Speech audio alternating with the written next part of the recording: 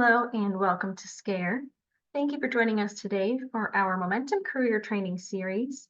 I'm Taylor. I'm the Youth Programs Coordinator here at SCARE, and I work directly with our K-12 youth tutoring services.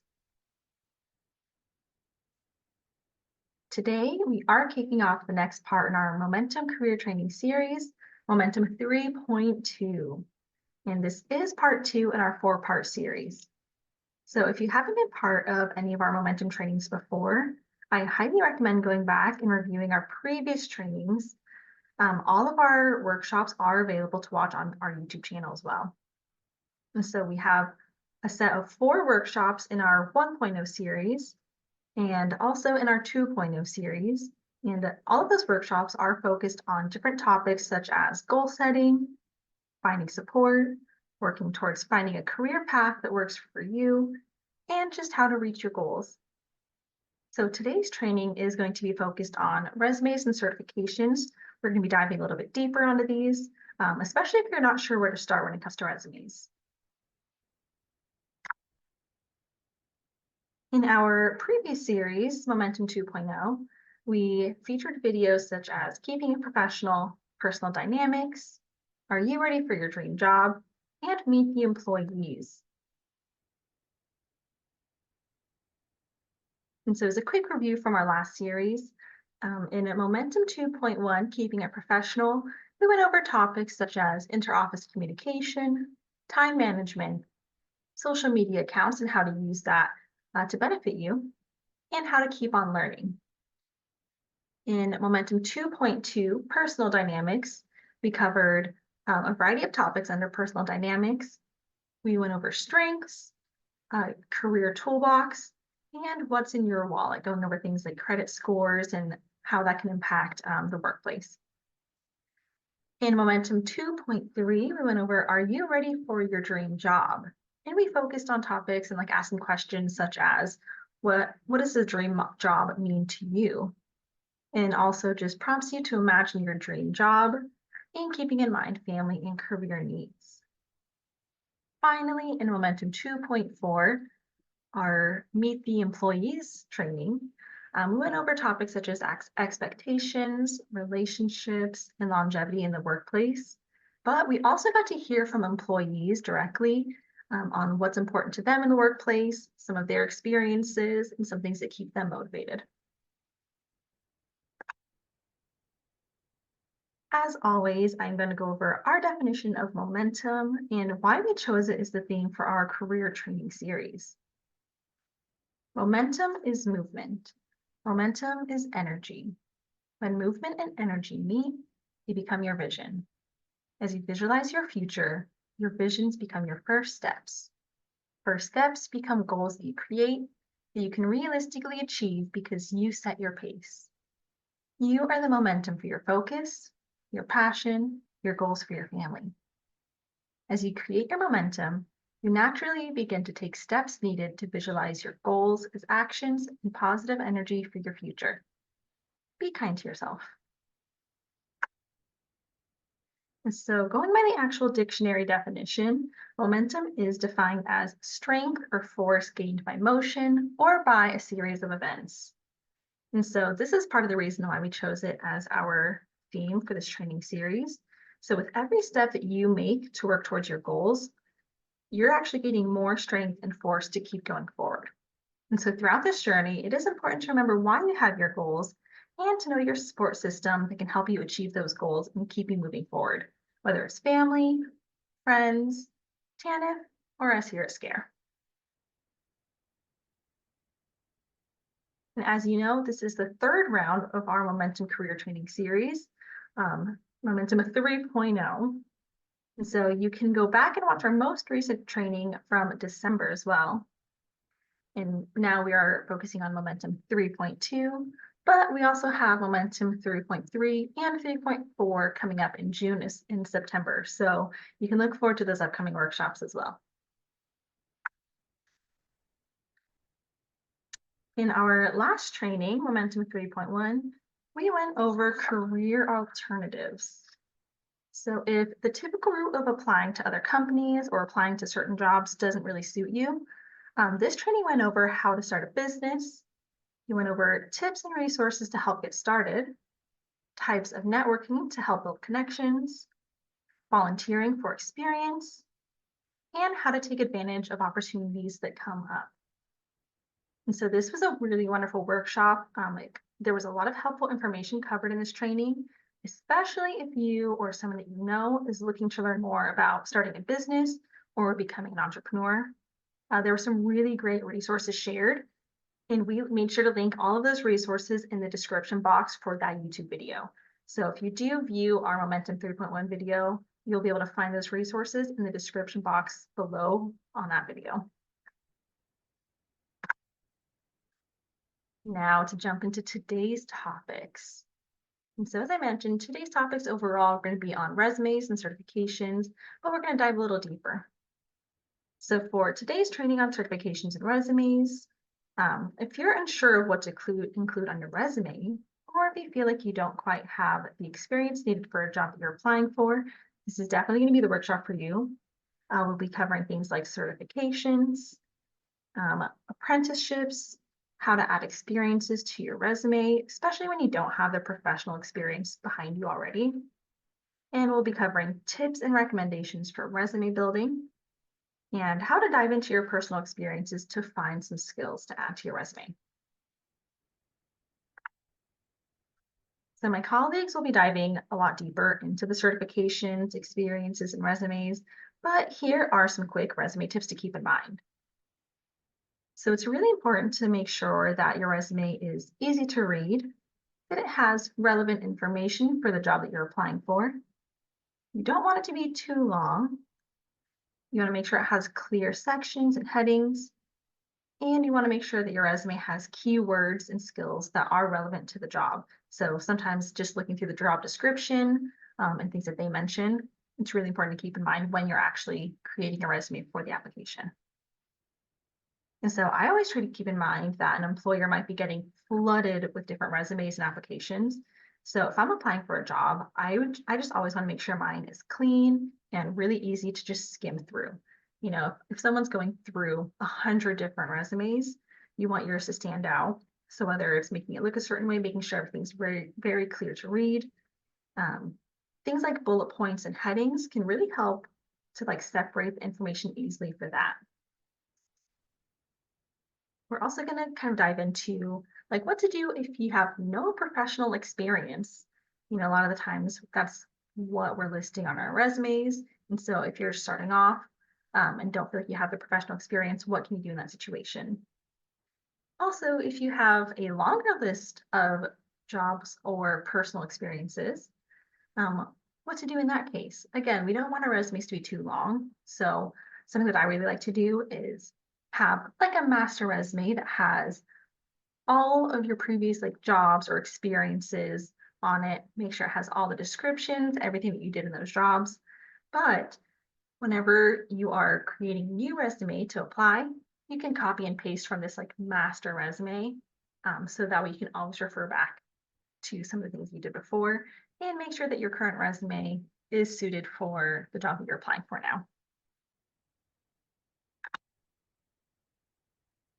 All right, so when we're building a resume, sometimes we only think about professional experiences to add, such as like past jobs. And that is a part of it. But if we're someone that's just starting out with work, or even if we're changing career fields, we might not have the professional experience for the job that we are trying to get into. So there are a lot of other factors to think about though when it comes to experience. Think about the tasks that are required for a certain job. So maybe you've had volunteer experience that can highlight relevant skills. You can also find like certifications and try to get a certificate that can help you move in the right direction towards the job you're trying to get. Like let's say if you're applying for a data entry job, it could be really helpful to have something like a typing test certificate, or a Microsoft Excel certificate. And then education and trainings that you've been part of can also help you showcase like your knowledge and what you've learned. But if you don't have any of those things, also just personal experiences, hobbies, and interests can actually help you add skills to your resume if you don't have the professional experience. So for example, if you have your own children or are often helping out others with their children, that could be beneficial if you're getting into becoming a nanny or a babysitter. So maybe you've never officially been a nanny or a babysitter, but your experience with helping out with people's children in the past could be really helpful for that. Another example could be if you are often baking at home or trying to make new recipes, that could be helpful if you're looking to apply to something like a bakery, right? Maybe you've never worked in a bakery before, but the things that you tried out at home would make a difference. And so whenever you're making a resume, just think more about your personal experiences and background and how that can help you reach your goals and fit the job that you're applying for. So I wanted to go over a couple brief examples of what a resume could look like. It doesn't have to look exactly like this, but I wanted to show it so you can see like the main sections, right? So such as your name, a summary, your experiences, skills, education, and of course, contact information so that job can get back to you. And I really like this example too, because you can see if I'm going through resumes really quickly, you can easily see the different sections. In this case, these ones are even like split up and separated by different lines and blocks. We can see the bullet points, so it's really easy to go through the different like details for each of the experiences or the skills. And then here's just another brief example. Again, we see like the different headings, the different sections, and of course, like every resume is going to look a little different for each person, especially since it's going to be personalized to you. And something that's really good to know is that there are a lot of free templates online for resumes through things like Google Docs, Microsoft Word, or if you've ever heard of the website Canva, there are also a lot of templates. So all you have to do in that case is just type in your information in place, but it has all the sections set up for you, and then you can just make it more of your resume. So before I pass it over to my colleagues, I just wanted to say thank you again for joining our Momentum 3.2 training. And just a reminder to please complete the survey in the description box below. It's really helpful for us, and it really helps us to know what you'd like to see in our future trainings and to see how you're feeling with the trainings we've already had. We do appreciate the feedback. We want to make sure that any of our future trainings are beneficial to you and can cover topics that you want us to dive into a little more. So thank you again, and I hope you enjoy the rest of the training. Thank you.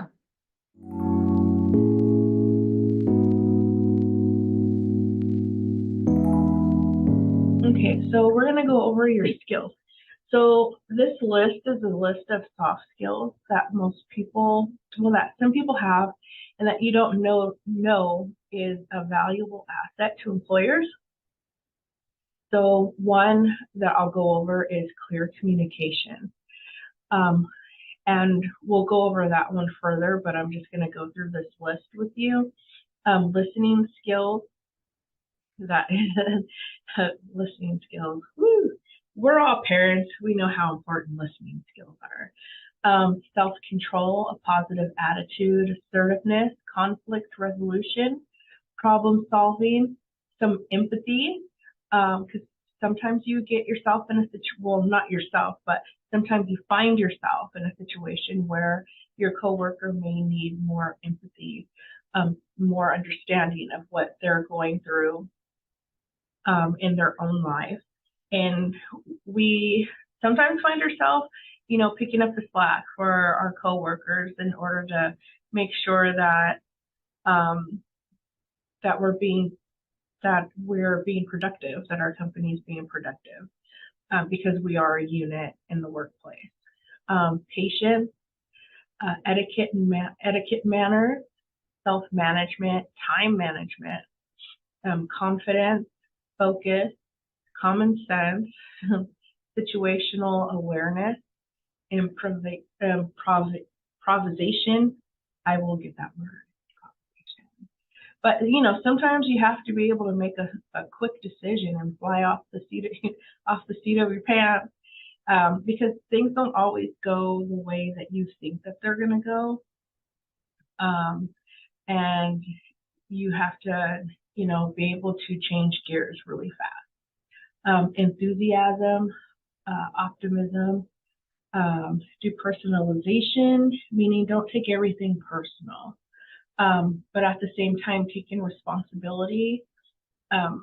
So taking responsibility for your part and your portion of, what happened or what went wrong or what could have changed or what could have went better, but taking responsibility and a sense of humor. I laugh at myself all the time because I'm actually funny. But anyways, yeah, and having a sense of humor.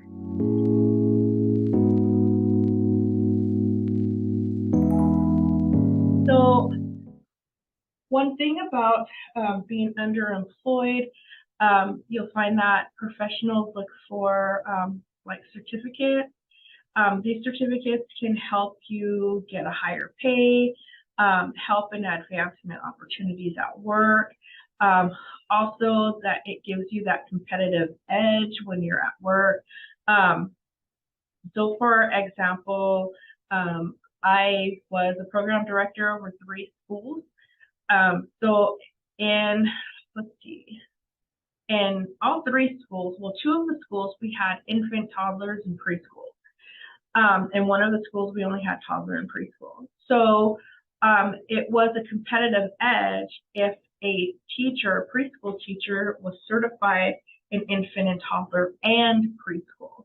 So then that meant that she was able to move from a preschool classroom into an infant or a toddler classroom. So she had like 3 options as to where she would want to go. And most teachers would want to go to the infant room because it paid more. And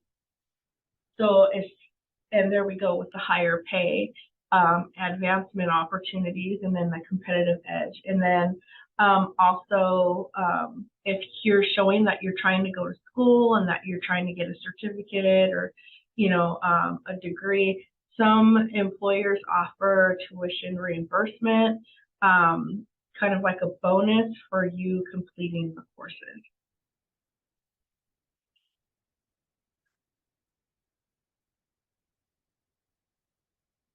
Some other certificates that you can look into are foreign language, computer software, CPR and first aid, leadership certification, project management, and trade certificate.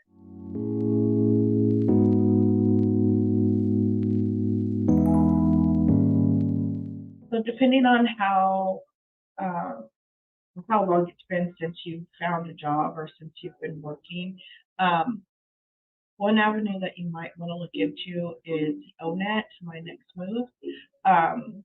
With the ONET, it's a free online database containing information regarding job opportunities, career preparation, and discovery.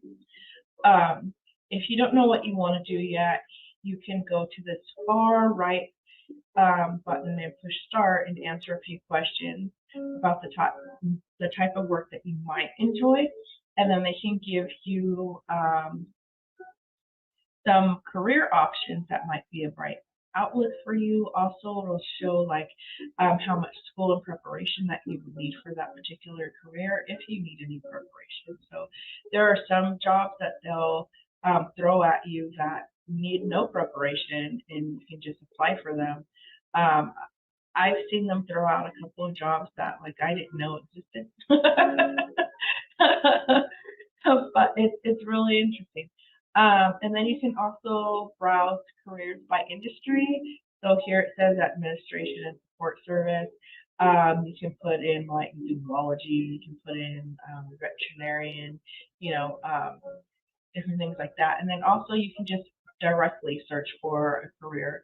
It also gives you the option to put in your zip code so that, and then how many miles away from where you live that you're willing to, how far you're willing to go.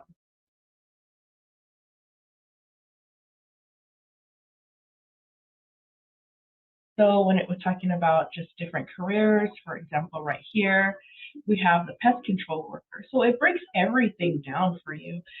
You can watch a video about the career if you're not really sure about what they're doing.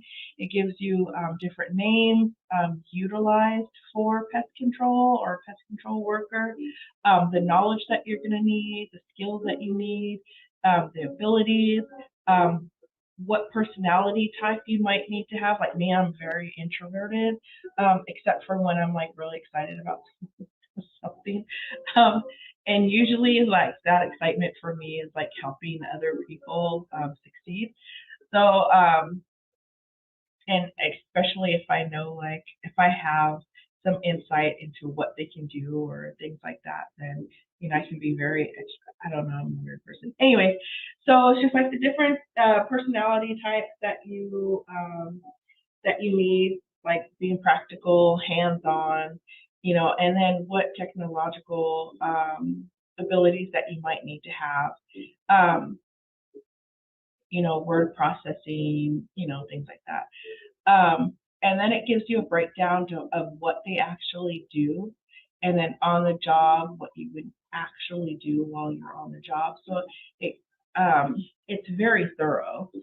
And then also too, like here at Scare, when I have participants say that, like I have some that'll come through the door like, oh, all I want to do is this, and then they give me some career and I'm like, all right, well then we're just going to research that. And so I have them research the career that they thought that they wanted to do, and just to make sure that it's a good fit for their lifestyle. What does it all entail? Because a lot of times you think a pest control worker, like all you're going to do is just spray some bugs. You don't really need to talk to the people. But no, like you need to have some customer service skills. Another exciting one is the onestop.org. This is really, really cool because again, you can search for employment and put your zip code in, and then it'll give you a list of jobs available. But it goes into it. They even have their own career assessment, and then you can look into different trainings, a certification finder, a scholarship finder, license finder. So like if you need certain licenses for a career that you want to go into, it'll tell you like what programs are in your area to help you get those licenses. Also too, it has like something that can compare your occupations. They'll have a list of fast growing occupations. And that's another spot where it's like there's a list of jobs that like I didn't even know existed. It's okay though. Yeah, it's a very, very, very resourceful. At the top, you see it says explore careers, you have finding training, job search, this here is the list, it's called the toolkit, but it has everything there.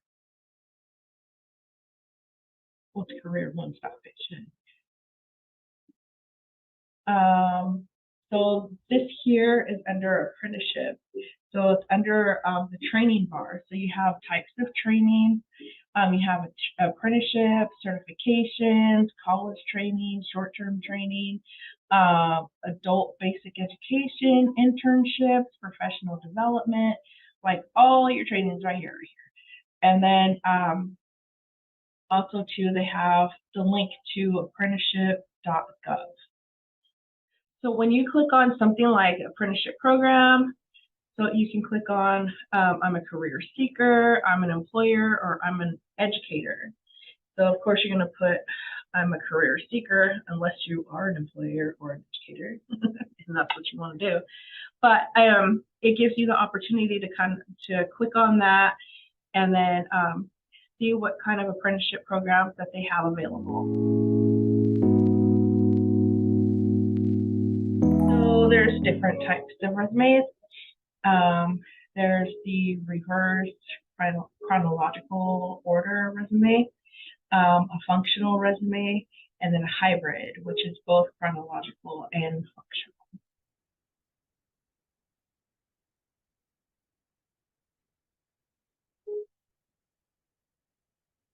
So when you're starting your resume, you want to figure out which resume is right for you. A reverse chronological resume is for seeking jobs similar to this. Sorry, excuse me. Seeking jobs similar to your previous employment experience. Students looking for an entry-level position, and then your academic resume. A functional resume are for creative jobs where a portfolio matters most. Those transitioning from the military and candidates who don't want to seem overqualified. I've actually experienced this. I went to apply for a position because I was already a program manager, and I went to apply for like a site supervisor position, and then the person who was doing the hiring, they were like, well, you know, you can't move up anymore. And so basically it just became like this whole conversation as to why I wanted to downgrade in my position and whatnot. And I felt, and you know, I could be wrong, that basically the person that was interviewing me felt like I wanted their job, and I didn't even work there yet. I'm like, give me a break, lady. But yeah, so you know, you don't want to seem like you're overqualified for a position, because sometimes the person who's doing the hiring might feel intimidated by that, especially if your qualifications are higher than theirs. And then like the creative jobs where portfolios matter most, those are mostly for like people who do gig work, you know, dancers, performers, artists, things like that.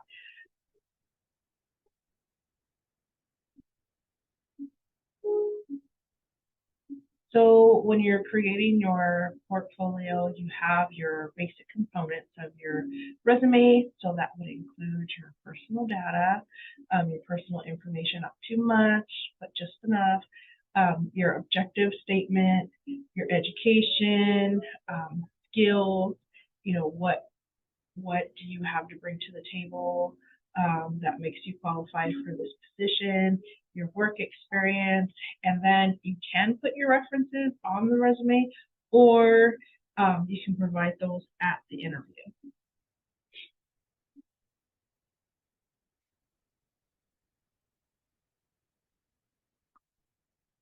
So preparing your resume.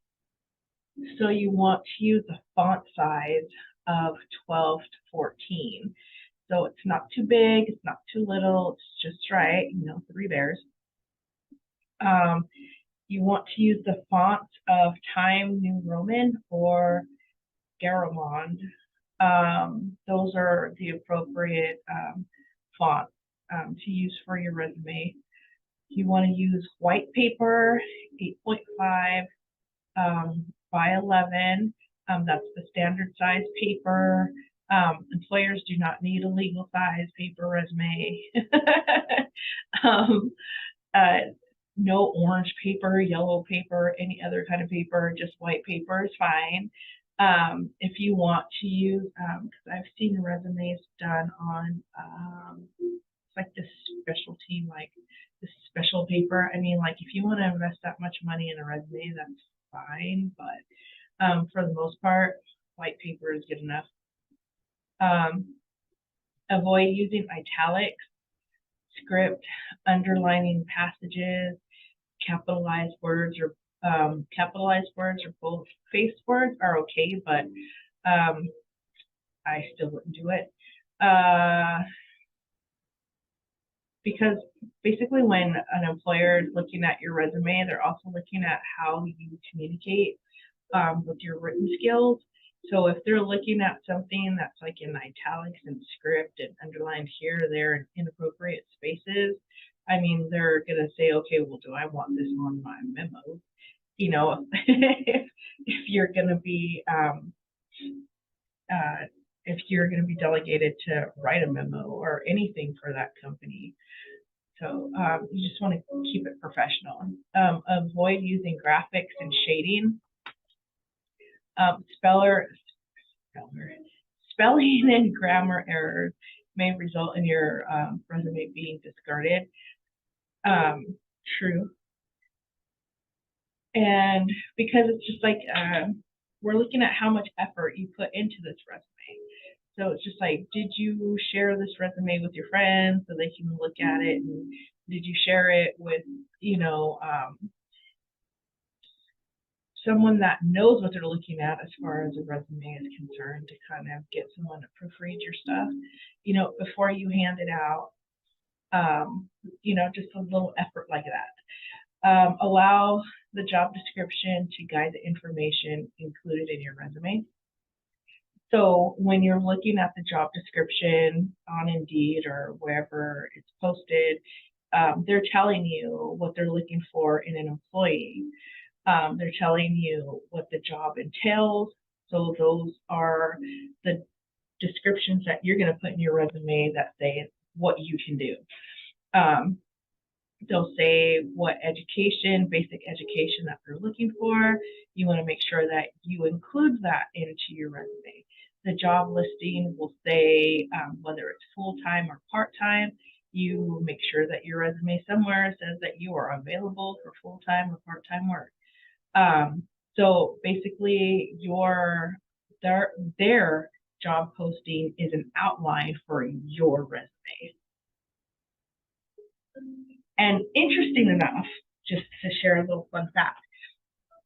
So when you go on governmentjobs.com, there's a robot basically that checks all the resumes that are coming in through governmentjobs.com.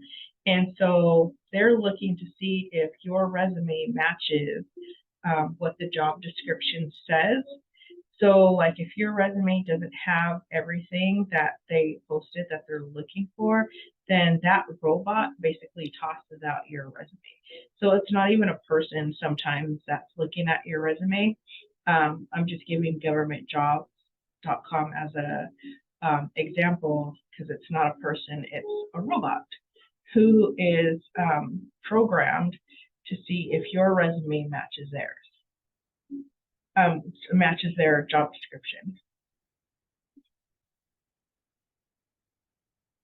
Your personal data. You just want to have your name, your address, your phone number, and your email address. And please make sure that your email address is appropriate. It's not like flyingpickle@gmail.com. Just keep it professional. And if you don't have a professional email address, you might want to get one.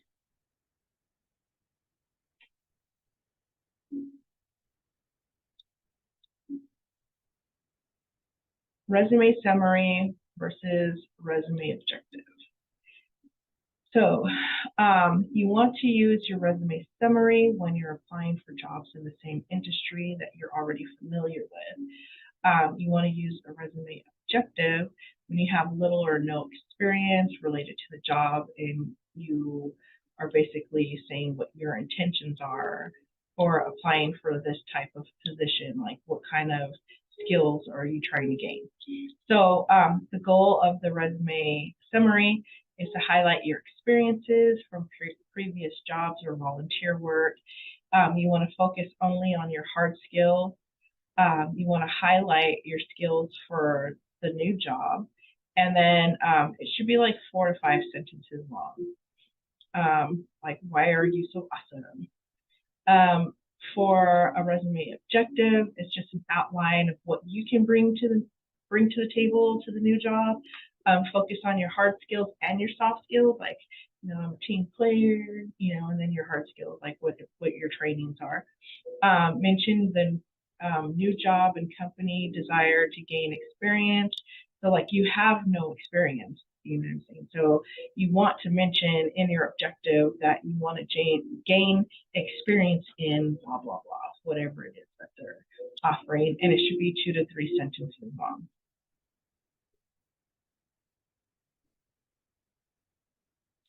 Your work experience. So you want to have the company name, city and state, how long did you work there, what was your job title, what did you do? And then you list like, you know, don't make it too long.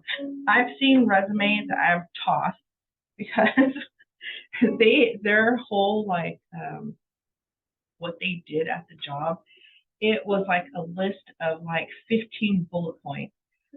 And that's not fun to look at. Um, so like maybe 3 to 4 bullet points.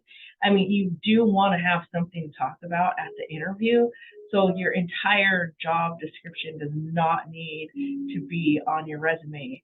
Just give the meat and potatoes, like the hard skills that they're looking for that match their job listing. Put those 3 or 4 things there. And then that way, when you are called into the interview, you have something else to talk about, you know, because everything isn't listed on the resume. Also, too, another thing that people look at, or that I looked at, and it was important for me, and it should be important to you as well, because it's not a one-sided thing, but I look at turnover. So, for example, this person was at this Dole company from 2005 to 2009. That's 4 years. And then they were at Safeway Grocery from 2004 to 2005. So for me, a red flag is somebody who doesn't stay at a job longer than a year. Because I'm just like, why are you bouncing from job to job? And it's kind of a red flag for me. Like, am I going to have to hire somebody else in 6 months because, you know, you get bored and you fly the coop? So that's a red flag. But then also too, when you're applying to these jobs, you want to look at their turnover, because some companies have a high turnover rate, and you have to look at, well, why are they losing employees so quickly? So, like I said, that part, it goes both ways.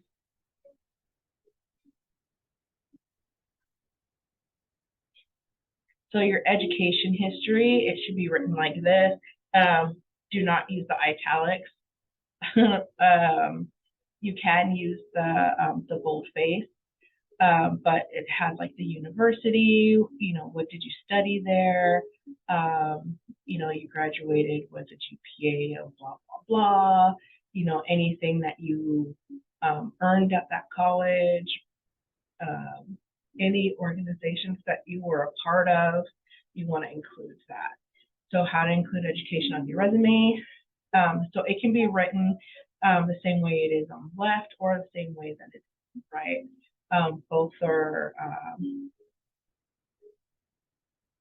appropriate.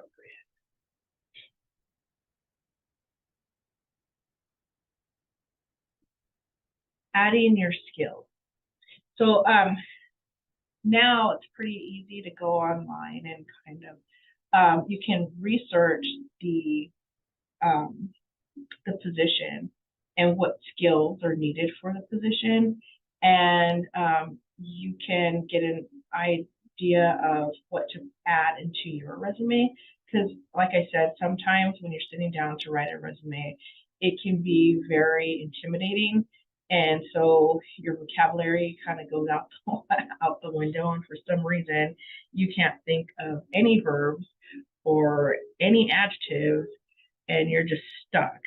So Google, you can go on there and look at the skills that that each job, you know, might entail, and then you see like, oh yeah, I did, you know, have to use my graphic skills. Yeah, I did have to, you know, do tutoring. I did have to provide tutoring.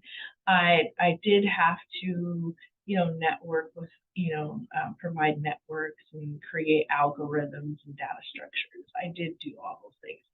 So it kind of like triggers, you know, the brain to, you know, identify those skills as your skills or your skill sets. So and then you see like below the skills it has education. So the education portion doesn't have to be all big and grandiose. And then you have your experience below. So that's the adding the skills. So then you have like, what kind of skills? You have hard skills, you have soft skills. So hard skills would be technical skills, computer skills, Microsoft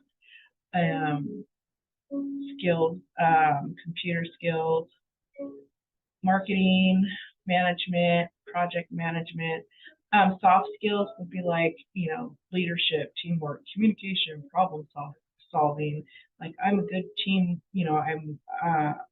I'm dependable, I'm flexible, I have good work ethic. Like you don't get a certificate for work ethic or for having good teamwork or problem solving skills certificate. So so those are like your soft skills, but your hard skills are more like technical skills, computer skills, like what kind of software programs you can work with. Like if they do have certificates for project management and management skills. But yeah, those are all they're leadership skills, like soft skills. However, they have some kind of experience behind them, which makes them a hard skill.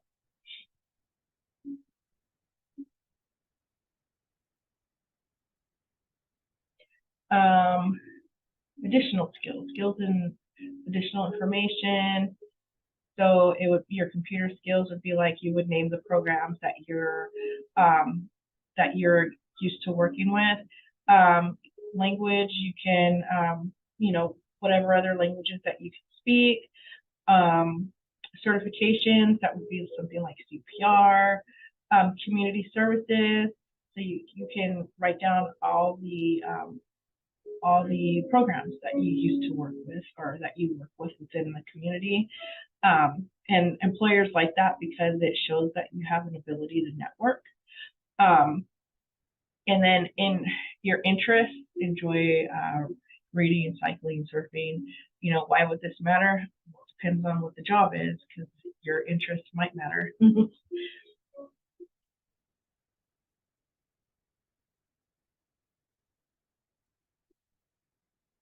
So a chronological resume format would have your name and contact information at the top, your summary or objective, depending on the kind of job that you're trying to find, your professional history, your educational history, and then your skills.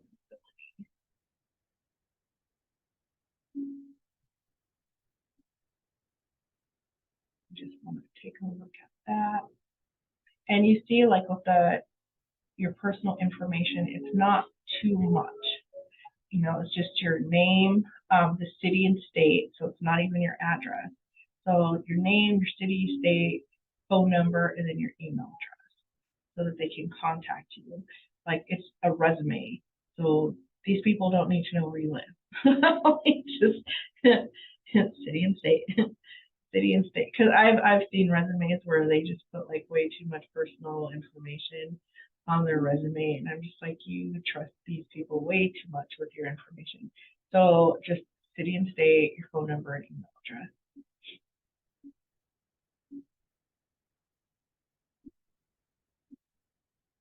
Your functional resume, again, I don't agree with the address being here at the top.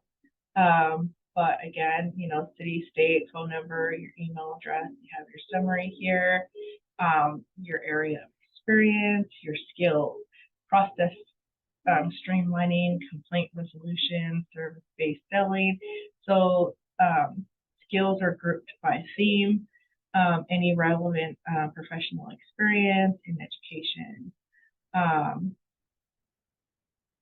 That's like, what is it? Trade lot 2016, customer service representative. So it's just like there's not too much information about each position because it intrigues the employer so that you can get that job interview, and then the employer has something to talk about with you at the job interview.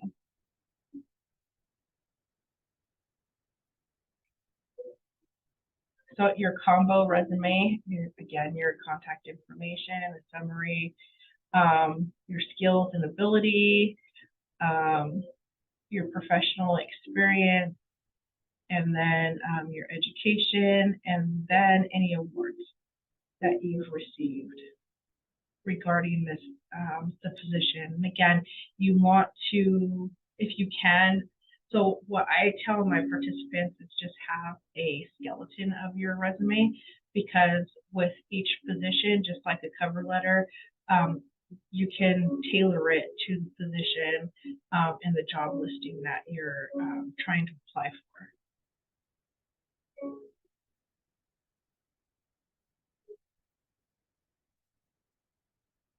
Okay, and now we're going to take just a really quick look at your job application.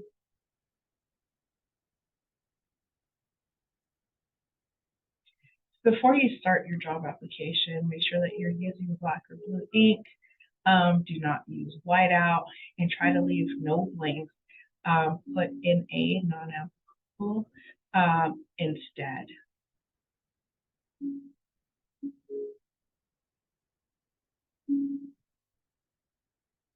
So this is basic application for employment. That's for your name, your address, city, state, phone number. They want to know who you were referred by, especially if it's somebody that works with the company, and hopefully they're in good standing. Full-time or part-time, what position are you applying for? Your education, then you have like your former employment, and then the reason for leaving. The reason for leaving is not an opportunity to badmouth your employer. Employers do not like that. So try to find some creative ways as to why you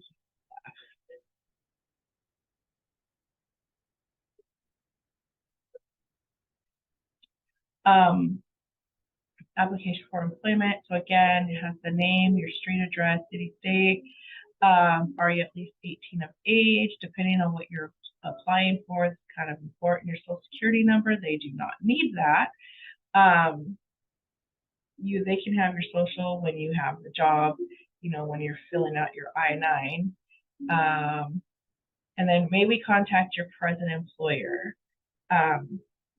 You can feel free to say yes or no, depending on what kind of job that you're asking for, or that you're applying for. Because some employers might be a little sensitive to that, and they would understand, if you can articulate that, like I did not, get along with, supervisor, or maybe you can find someone else who works at the company that's a little higher up, that's not your immediate supervisor, but somebody above the supervisor that they can talk to.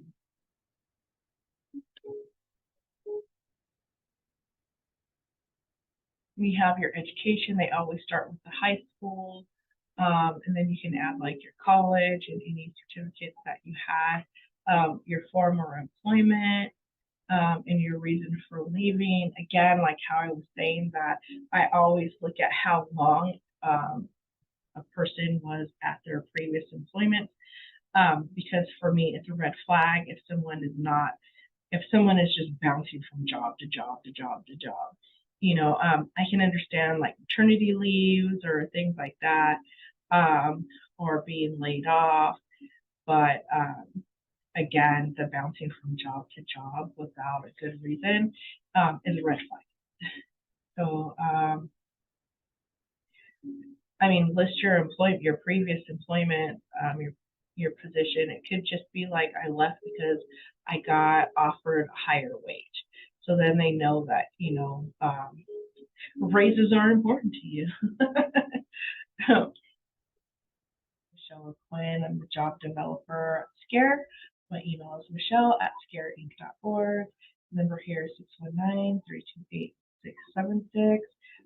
If you have any questions, or if you need help looking for employment or any certification programs, please let me know. You can contact me anytime. Again, that's my email and the office number. Have a great day.